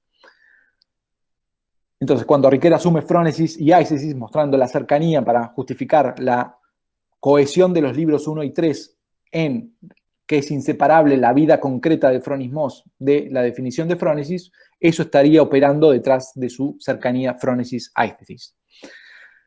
Además, en Acerca del alma, a partir del superlativo fronismostatón y en vistas de lo más particular, Aristóteles presenta una relación similar entre el discernimiento más agudo de las cualidades tangibles y la mayor inteligencia o prudencia de las decisiones singulares. Ya lo hemos visto. Así solo puede ser fronismos, solo puede tener certeza práctica de su frónesis, aquel que tiene la evidencia teórica de la aistesis, o sea, de la percepción, ofrecida por el tacto más agudo que lo hace y exhorta a ser fronismostatón. O sea, en la propia percepción singular que viene por el tacto, nosotros ya estamos exhortados a la virtud moral. No solamente por eso somos los más inteligentes, sino que al mismo tiempo por eso todos estamos exhortados a la virtud moral, con el otro, ¿no? Sin tacto, no solo no es posible la vida sensible, sino ningún deseo, orexis, incluso el de vida buena, en términos de Ricoeur, ni ninguna capacidad, incluso la de frónesis, sobre lo disponible que son los medios, y uno de los medios fundamentales, como saben, es la propia carne, sobre todo en Ricoeur. Ricoeur traduce esta relación entre la singularidad de la elección según la frónesis en la dimensión práctica y la singularidad de lo conocido por la percepción en la dimensión teórica como una correlación entre la certeza de la convicción en el juicio frenético singular y la evidencia de la experiencia de la percepción. Él dice, bueno, se correlaciona, que en el fondo es decir, como se correlaciona tacto moral como tacto perceptivo, ¿no? De modo que para Aristóteles, que la frónesis para Aristóteles tenga por objeto aquello de lo que hay éisesis, en Ricoeur parece confirmarse como una relación de fundamento en ese límite inferior entre éisesis y frónesis, ya que la segunda recibe su fuerza de la primera. La convicción de estar haciendo lo correcto en una situación singular perdería certeza sin la fuerza de evidencia de la atestación ontológica de sí en lo particular de cada situación. Eso deja vinculadas éisesis y atestación a partir del término mediador frónesis. Se trata del suelo, a mi juicio, más antiguo de la ontología rickeriana que confluye con las herencias viraniana y husserliana sobre el tacto.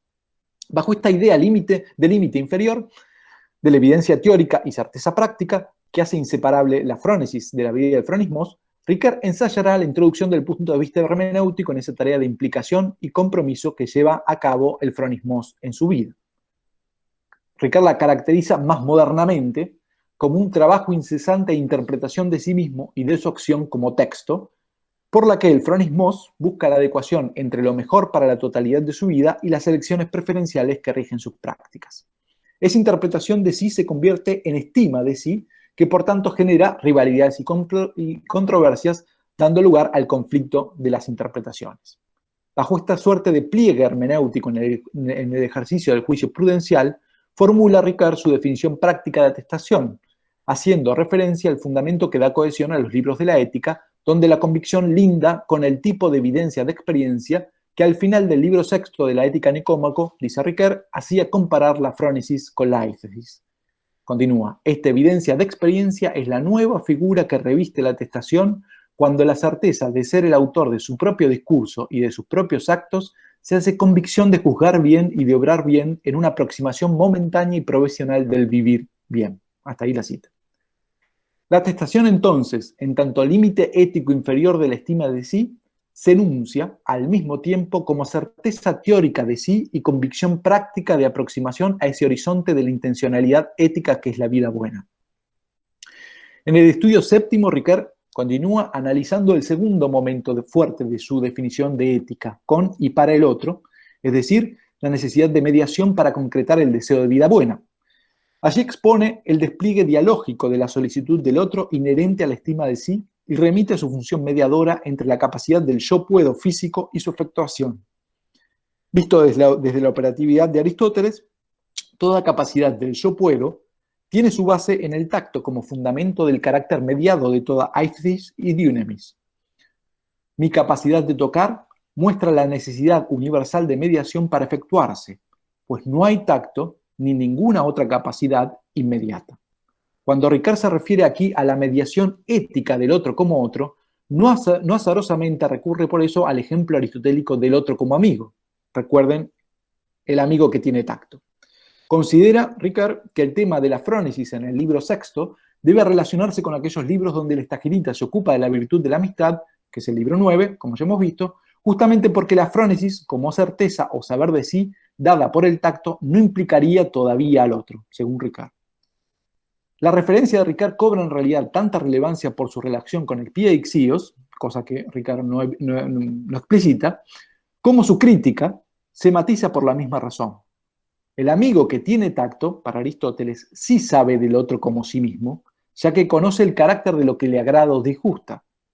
Nuestro autor confirma entonces que el problema del amigo bordea en el fondo el problema de la capacidad, potencia y efectuación acto y remite al estudio 10. Ya acá en el estudio 7 remite al 10, donde se transforma en el problema de la alteridad de unicarne y de la atestación de su pasividad por la percepción táctil y de sus implicancias para una ontología del sí y del acto. En el fondo, la alteridad del otro surge de la posibilidad de la atestación táctil de la alteridad de sí mismo, que es mi carne. En el estudio 8 queda por analizar si la pretensión de universalidad de la norma moral no tiene como supuesto esa universalidad del tacto que ofrece al hombre la apertura al universo. Aquí no me detengo, pero es lo que está supuesto en el estudio octavo.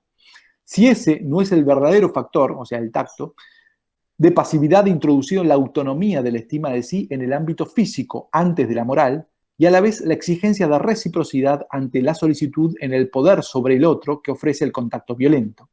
O sea, el tacto otorga también la posibilidad o capacidad de daño al otro y también así.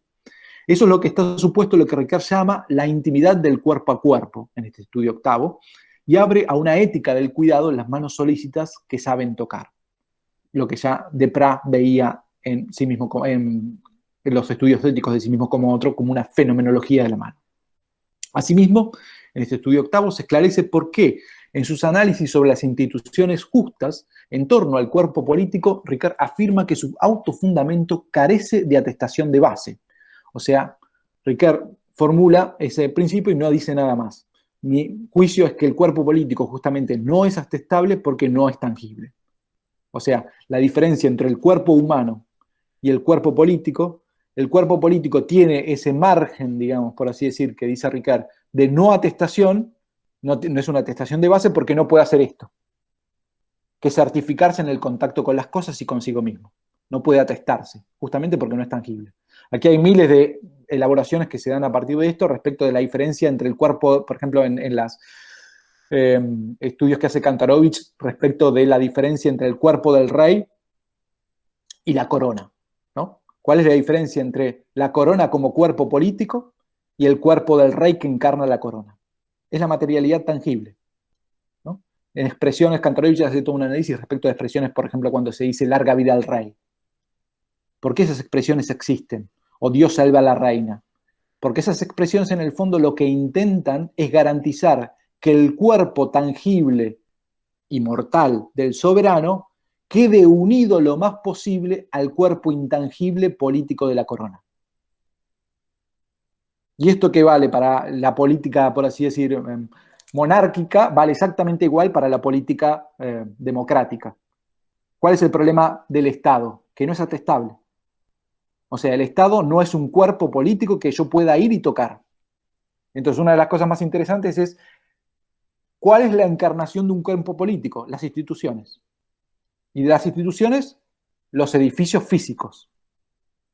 Entonces, los actos, por así decir, incluso de manifestación, incluso vandálica, para los edificios o contra los edificios, en nuestro caso, por ejemplo, piensa en la Casa Rosada, el Congreso de la Nación, etcétera, es porque ellos se encarnan lo que es intangible, que es el cuerpo político, el Estado. ¿Dónde está el Estado? Y bueno, el Estado de alguna manera es un cuerpo político al cual nosotros respondemos y en el cual tenemos vínculos, le pagamos impuestos, etcétera, pero en el fondo no tiene materialidad tangible. Por eso Ricard en el estudio octavo dice, el problema del cuerpo político es que no es atestable, porque en el fondo la atestación está vinculada al tocar. No lo dice Ricard, pero me parece que es lo que está detrás, ¿no? En el estudio noveno, anteúltimo, ya casi después estoy terminando, la breve introducción donde nombra por primera vez al tacto es la referencia de apoyo que hace posible insertar el interludio de lo trágico en la acción. ¿Recuerdan aquella primera cita que hemos visto? Gracias al tacto, el juicio moral de situación y la convicción que lo anima son dignos del título de sabiduría práctica. Siguiendo a Jaspers, Ricard reconoce en este apartado que la frónesis aristotélica tiene su origen trágico en el Fronein de Antígona. Por eso Contreras señala que ese tacto moral se verifica en el análisis de la frónesis aplicada a casos que Ricard denomina dolorosos. Aquí me sirvo de Contreras para mostrar cómo continúa la línea aristotélica en el tacto moral, ¿no? El tacto trae el conflicto porque no puede haber conflicto si otro no me toca, sin sentir su dolor. Como sentido del dolor, el tacto es condición de posibilidad de la frónesis ante casos dolorosos, como el de los moribundos, que examina Ricard, donde se busca suavizar la tensión inherente al componente trágico de la acción, como intenta nuestro autor. Frente a esos casos de alteridad doliente, solo el tacto, el sentir de cerca en mi carne al otro en su dolor, y el camino hacia la sabiduría práctica que con él comienza exhortándonos a tener tacto y agudizar la percepción, permiten orientar en la invención de comportamientos justos, meditando, como dice Ricard, entre la felicidad y el sufrimiento que les acontece, que le acontece al otro. El camino corto que implica esta larga travesía permite agudizar el tacto y sensibilizar aún más la blanda carne humana, como la caracteriza Aristóteles, la frágil carne humana, que debe guiar la acción. Se trata del momento de mayor sensibilidad táctil ejercido en el juicio moral en situación, que reposa en la certeza inmediata de las convicciones basadas en el respeto por el otro y que aspira a la universalidad donde la promesa representará la expresión emblemática de los actos morales. La referencia al tacto se esclarece entonces a través de una expresión similar a la del inicio que hemos citado. Dice Riquet al final del estudio noveno. Solo un recurso al fondo ético, el de los conflictos trágicos, sobre el que se destaca la moralidad, puede suscitar la sabiduría del juicio moral en situación. Fíjense la similitud entre esta expresión final y la expresión del principio referida al tacto, como, digamos, resultante de esa travesía por los conflictos trágicos. El tacto como sentido perceptivo y como virtud ética ofrece ese recurso al fondo ético de los conflictos trágicos singulares, límite inferior sobre el que se puede apoyar y cumplir el camino hacia la sabiduría práctica. El sí mismo, en tanto ser que toca, no puede tener jamás una relación inmediata de sí a sí, sino mediada por el contacto del otro, que como otro le ofrece la certeza mediada de su estima porque lo toca, traduciendo la carencia indicada por la solicitud en el cuidadoso intercambio mutuo entre tocante y tocado, bajo la evidencia de su necesidad e inseparabilidad. Así el tacto concreta la larga vía mediadora que pasa necesariamente por la alteridad, incluso, como veremos enseguida, al tocarme, es decir, al sentir en cercanía eso otro de sí que se pliega sobre sí como mi carne. Último punto, entonces. ¿Voy bien? ¿Sí? Me alegra. Ya termino. Entonces, punto 2. El tacto como sentido de atestación ontológica en el estudio décimo. En el estudio final, entonces, de sí mismo como otro, lo no dicho de la ontología aristotélica sobre el tacto subyace y culmina en las referencias de Mendevirán y Husserl. No lo he citado, pero Riquet, siguiendo a Bragg, dice que él intenta extraer lo no dicho de la ontología aristotélica y de la antropología aristotélica. Me parece que las dos cosas apuntan al sentido táctil, ¿no? Por eso la herencia aristotélica que hemos examinado para tratar de desentrañar su presencia en Riquet. Riquet desarrolla su hermenéutica de sí en este estudio décimo a través de 3 mediaciones que constituyen los 3 puntos principales del apartado. Primero, el compromiso ontológico de la atestación. Segundo, el alcance ontológico de la distinción entre ipseidad y mismidad. Y tercero, la estructura dialéctica de la relación entre ipseidad y alteridad. Si bien el análisis sobre el tacto perceptivo, que ya hemos visto, se desarrolla en el último punto, resuena en los dos anteriores. E intentaré mostrar cómo resuena. Estos 3 puntos son la conclusión de sí mismo como otro, ¿no? Primer punto. Entonces, la herencia aristotélica de la evidencia de la eisesis que Riquet asume en la atestación refleja aún más claramente su vínculo con el tocar. ¿Por qué aquí? Porque Riquet dice lo siguiente. Dice, la dimensión alética, o sea, veritativa, de la atestación se inscribe sin duda en la prolongación del ser verdadero aristotélico. La atestación guarda a este respecto algo específico por el solo hecho de que aquello de lo que ella se dice, el ser verdadero, es el sí, dice Riquet. Y continúa. Y lo hace a través de mediaciones objetivadoras del lenguaje, de la acción, del relato, de los predicados éticos y morales de la acción. O sea, estudio 1, el lenguaje, 1 y 2, perdón, estudio 3 y 4, la acción, estudio 5 y 6, el relato, y estudio 7 a 9, predicados éticos y morales. O sea que en el fondo lo que está mostrando Riquet aquí es que lo que se atesta es una prolongación del ser verdadero de Aristóteles, ¿no? Ahora, si vamos a Aristóteles, respecto al ser verdadero, Aristóteles dice lo siguiente. Sobre el ser verdadero, en metafísica, dice, tocarlo y decirlo es verdadero, e ignorarlo es no tocarlo. Aristóteles está muy presente todo el tiempo como el tacto está en los dos extremos. O sea, el nous está como sentido en la percepción y está como sentido en el acceso al conocimiento de lo divino. El ser verdadero, en la metafísica, es el ser divino. O sea, el ser del cual no se puede predicar porque no se puede dividir. Entonces, es siempre verdadero. ¿Cómo Aristóteles explica el acceso a esa verdad? Porque él dice, tocarlo, y él utiliza el verbo singetnein, que es como tocar activamente. El esfuerzo mío por tocar ese ser verdadero es ya decirlo y es ya saberlo. Ignorarlo es no tocarlo. Entonces, Aristóteles dice eso respecto al ser verdadero y Riquet está diciendo, bueno, el ser verdadero, la atestación de sí es una prolongación del ser verdadero aristotélico.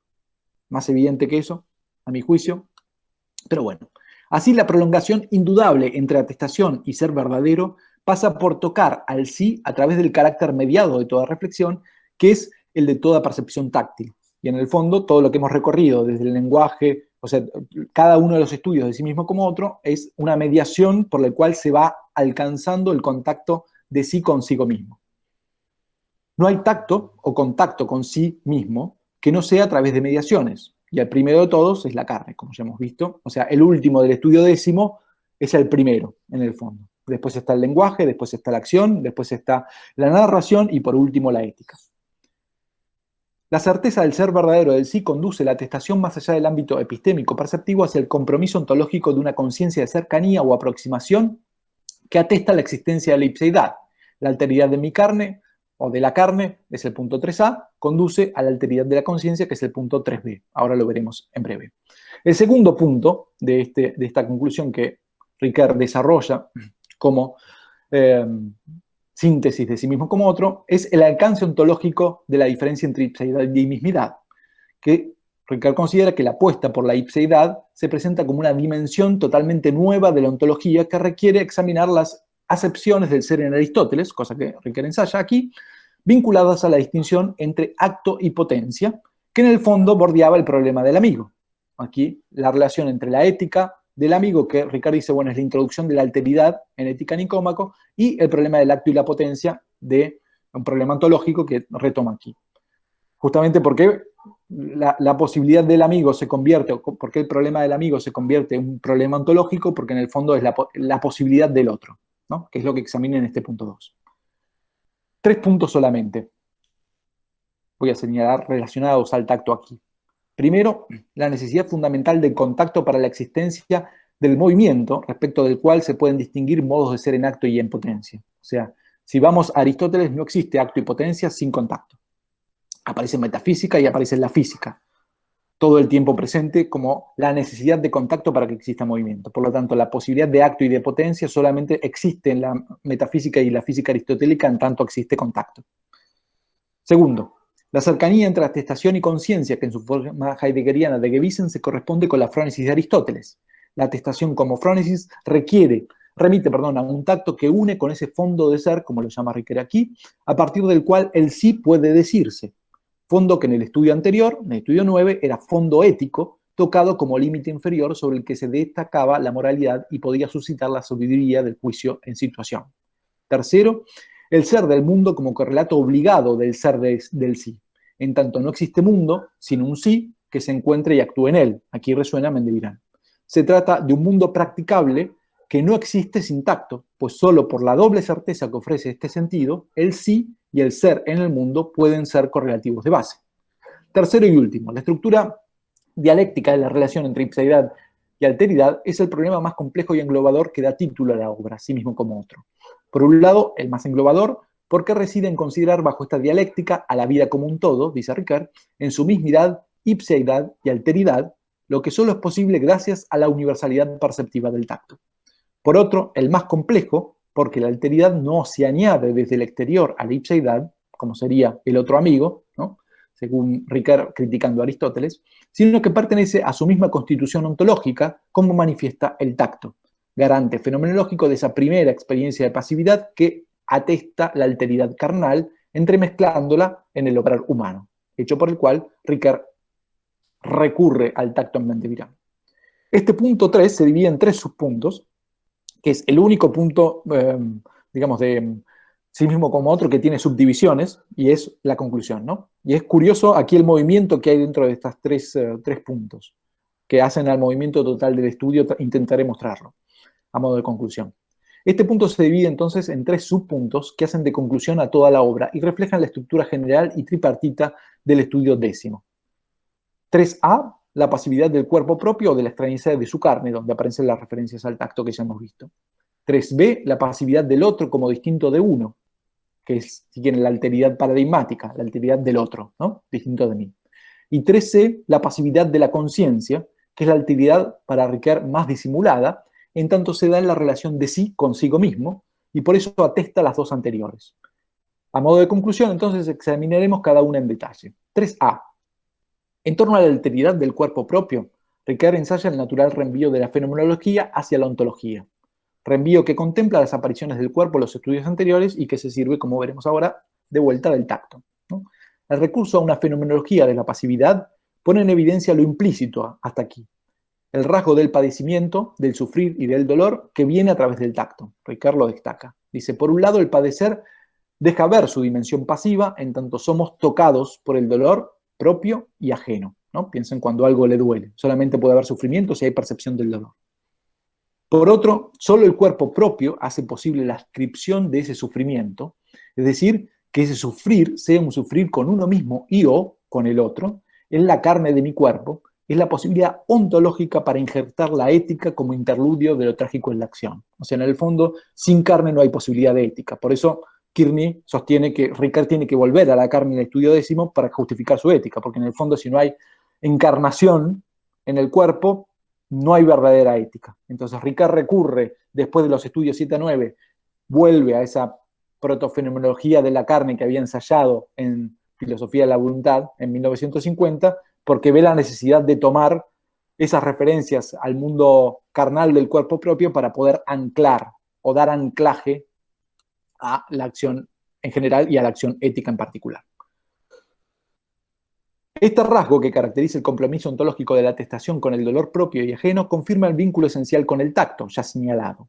En este itinerario, el hito primero y central de Ricard es Mendevirán, que, frente a la certeza inmediata de la percepción visual del coito cartesiano, que permite dudar de la imagen del cuerpo, como veíamos, presenta la doble certeza no representativa de la percepción táctil sin distancia del cuerpo propio de sí, y por tanto del ser como acto, pues solo porque hay contacto hay movimiento. A partir de la tesis viraniana, Ricard pasa al segundo hito de una fenomenología de la pasividad, que ya lo hemos visto también, que era Husserl. Se centra en su distinción entre carne y cuerpo, que ya asume en obras tempranas, Filosofía de la Voluntad, para constituir una subjetividad extraña. Para constituir una subjetividad extraña hace falta formar la idea de un propio, que es la carne en su diferencia con el cuerpo. Es lo que Ricard, digamos, propone como tesis. Entonces, Husserl confirma a Mendevirán. La aptitud para sentir de la carne del cuerpo propio se manifiesta en el tacto, no en la vista. Y aquí, digamos, hay varias elaboraciones que dejo de lado respecto de Husserl en la relación entre tacto y vista con el cuerpo propio, ¿no? Solo por la percepción táctil la carne se presenta como lo más originariamente mío, la más próxima de todas las cosas y órgano del querer libre y del sufrimiento, es decir, del dolor propio que se percibe solo por el tacto y del dolor del otro que no es espectáculo sino que me toca. A la alteridad propia, Ricard la adscribe como un cuerpo entre cuerpos, haciendo resonar las elaboraciones de Aristóteles sobre la mediación carnal del tacto en tanto membrana congénita que es cuerpo entre cuerpos. 3b. Aquí, digamos, simplemente una explicación de Husserl que por ahí aclara. Para Husserl solamente el cuerpo propio aparece en tanto que puede hacer esto.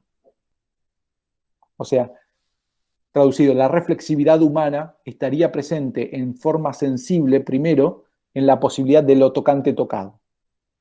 O sea, que mi cuerpo no solamente pueda tocar un objeto distinto de sí y sentirse en ese objeto, sino que pueda convertirse al mismo tiempo en objeto y sujeto de la percepción.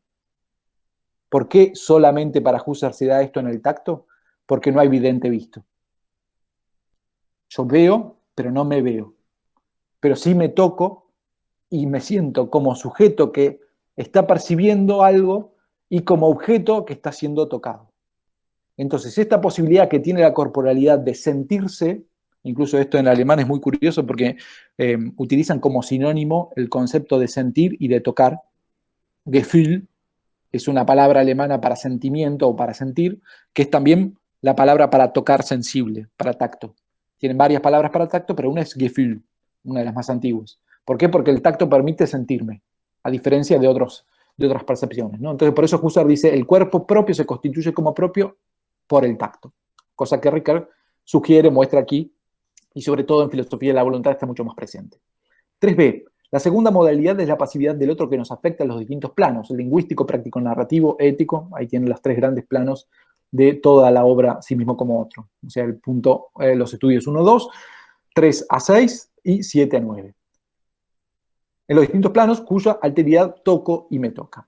Allí la presencia del tacto se evidencia en que Ricard retoma la idea aristotélica de amistad en este apartado. La vuelve a retomar, además de lo que había hecho en el estudio séptimo. Incluso la amistad consigo mismo, afirma ahí, solo es posible si ya se ha entrado en una relación de amistad con otro. Como si se tratara de una dialéctica entre Jafé y Epideixios, el ser tocado por el amigo sería una condición de posibilidad para tener tacto y tocar. Y aquí es bastante interesante la constitución originaria del tacto. Como saben, una persona que nace al mundo, si no es tocada, muere. Porque justamente su posibilidad de desarrollo táctil se sustenta sobre la posibilidad de contacto con otros. Entonces, es el contacto con otros y no con las cosas, que obviamente estoy en contacto todo el tiempo, y el bebé también, sino la posibilidad de una carne con carne, o sea, de carne humana con carne humana, es la posibilidad que fundamenta el tener tacto y el desarrollarme como viviente, que el bebé crezca, y al mismo tiempo de inserción social, como tener tacto, ¿no? Entonces, como si tratara de una dialéctica entre Jafé y Epideixios, el ser tocado por el amigo sería una condición de posibilidad para tener tacto y tocar. Solo por el tacto, porque el otro me toca en mi carne, existe esa analogía y exhortación ética entre los cuerpos carnales y tangibles de los hombres. El tacto resuena en la presentación y la aprehensión analogizadora por las cuales es posible la formación en pareja de una carne con otra, que aquí desarrolla Ricard. La pregunta sería, ¿qué apareamiento sería posible sin tacto? Un estar juntos sin tocarse. ¿No? La semejanza fundada en el apareamiento de carne con carne, que Ricard toma de Husserl, solo puede darse tocando. El tacto debería entenderse en sus dos sentidos como la condición de posibilidad de esa maravilla del sentir de la carne, que es la traslación analógica de mí al otro, lo que Ricard llama movimiento nociológico del sentido, que se entrecruza con el movimiento del otro hacia mí, que Ricard llama el movimiento ético de combinación. La máxima alteridad levinasiana del no matarás no es posible sin contacto ni mediación. Es una combinación a los modos del tocar. Así en la traslación carnal, el tacto como sentido perceptivo y el tacto ético quedan entrelazados como dos movimientos en la dialéctica del recibir y dar, por la cual solo puede haber responsabilidad a partir del contacto. Tercero y último, la pasividad de sí consigo mismo es una suerte de conciencia sensible, por lo que hemos dicho, ¿no? De alguna manera el tacto es el que permite ese primer volverse sobre sí, tocante-tocado, que surge de la dualidad táctil en el tocar-se. Siguiendo a Heidegger, para Ricard se trata de la forma más originaria de la dialéctica entre ipseidad y alteridad, la relación de la conciencia, encarnada por la conciencia o la pasividad de la conciencia, encarnada por la conciencia entendida como Gewissen, que lo toma de Heidegger, es decir, según Ricard, como frónesis, equivalentes. La conciencia se emparenta con la atestación del ser verdadero, entremezclada con su opuesto, el ser falso. No quito el trabajo que Ricard hace de desmoralización de la conciencia, pero está ahí presente. El Gewissen de Heidegger debe ser comprendido como la certeza de sí que el tacto acerca a la conciencia en tres movimientos. Simplemente los enuncio. Primero, el poder ser que la conciencia atestigua no está marcado inicialmente por ninguna capacidad para distinguir el bien del mal. Es una certeza de sí por la cual ya habían quedado vinculados atestación y tacto, y ahora la atestación se presenta como una clase de comprensión, pero irreductible a un saber algo. Entonces, ¿qué comprensión hay? Que no sea saber algo, es justamente la percepción o la comprensión, si quieren, o la conciencia de mí, ¿no? ¿Dónde está el tacto?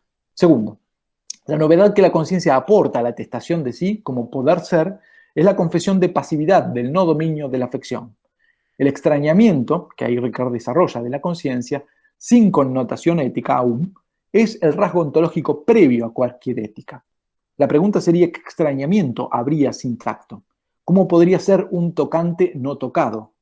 Precisamente un tocante que no fuera tocado sería sin extrañamiento, lo que Ricard llama sin deuda.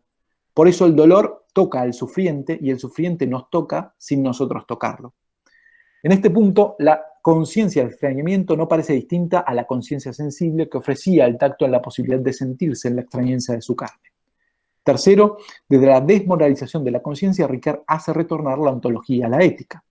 La conciencia indica que soy llamado o combinado a vivir bien con y para otro en instituciones justas, y eso conlleva el ingreso del tacto en la ética. Estos movimientos de la conciencia correspondientes a los de la carne a partir de la sensibilidad táctil, Ricard los describe desde el carácter original y originario del ser combinado en contraestructura de la ipseidad.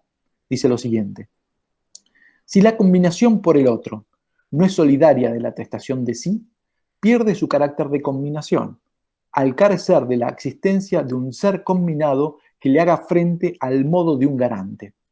Si eliminamos esta dimensión de autoafección, se hace al final superflua la metacategoría de conciencia, la del otro basta para la tarea. Solo gracias al tacto, si entiendo bien esta frase, que nos hace y exhorta a ser Phronismostatón, la combinación por el otro y o lo otro de mí, mi carne, que es la conciencia en tanto tocada, es solidaria de la atestación, que es la certeza de sí, en tanto tocante tocado. El tacto permite que el garante haga frente al ser combinado, por eso dice Ricoeur, creo, que eliminar la autoafección hace superflua la conciencia como categoría. El tacto en sus dos significaciones, como sentido perceptivo y tacto ético, está en la base de la conciencia sensible y moral, porque es el que pone juntos en ella a la atestación de sí y a la combinación de otro. Así se establece un pliegue circular por el cual el tacto da movimiento al interior del estudio décimo entre los momentos de comienzo y de llegada, desde la ética, pasando por la percepción y la ontología y de vuelta hacia la ética. En concreto, la pasividad de la conciencia como atestación de la alteridad en la relación de sí consigo mismo, examinada en el punto 3c, muestra hasta dónde llega la profundidad del compromiso ontológico de la atestación, examinado en el punto 1. Uniendo de este modo el punto de llegada con el de partida, ella atesta todas las otras experiencias de pasividad. Por un lado, la pasividad del otro como alteridad extraña, analizada en el punto 3b, se corresponde con el paradigma de la estructura dialéctica de la relación entre ipseidad y mismidad, analizada en el punto 2. Por otro, la pasividad del cuerpo propio y la alteridad de su carne, examinada en el punto 3a, evidencia, gracias al tacto, otra profundidad, la del alcance ontológico de la distinción entre ipseidad y alteridad, que examinada en el punto 3 engloba las tres cuestiones en totalidad de este estudio. 1, 2 y 3. A la luz de esta clave de lectura, no deja de llamar la atención que, estando tan presente el recurso a la carne como fundamento ontológico de su ética, Ricoeur no nombre más seguido al tacto que hace de fondo fenomenológico y moral de su trabajo, ¿no? Este solo constituye una pequeña historia conceptual que, no obstante, evidencia ser una fuente subyacente y central de su pensamiento que permitiría ensayar una lectura hacia atrás de la totalidad de sí mismo como otro, para evidenciar cómo el tacto se presenta incluso en los estudios no examinados hasta aquí. Ahí en la nota aparece todo el desarrollo de qué elementos del tacto aparecen en los estudios no trabajados. Bajo estas alusiones se podría indicar una carne análoga entre los dos textos acerca del alma de Aristóteles y sí mismo como otro de Ricoeur. A partir del centro que se da en torno al capítulo 11 del libro 2, en un caso, en Acerca del alma, y a los estudios 7 a 9 en otro, ambas obras podrían releerse como un pliegue circular y en espiral, siguiendo las claves de lectura que aportan las menciones del tacto. Quizás sí mismo como otro sea otro de ánima contemporáneo con el injerto de una ética anicómaco como interludio, por el que una fenomenología originariamente táctil se cumple en una ética del tener tacto. Muchas gracias.